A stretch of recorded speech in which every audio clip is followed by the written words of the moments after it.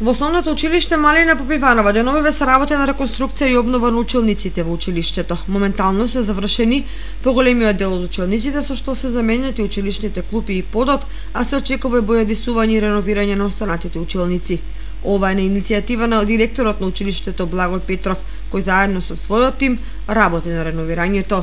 Во нашето училиште веќе 2 недели уназад веќе почнавме со реконструкција или како да кажем до опремување на самите училници. Значи веќе ги менеме плотните на клупите, вршиме стругање на пархетот и исто така и лакирање. Мислам дека до крајот на новата година или барем почетокот на полугодието ќе бидат сите училници веќе во ново руво, значи сите комплетно сменети со иверица, плотни за клупите и сите ученици ќе бидат стругани, бидејќи многу одамна не се, паркетот беше во многу лоша состојба, затоа сега со наши сили, благодарение и на пријатели, благодарение и на самите наставници кои се грижат и самите учествуваат во реновирањето на училниците.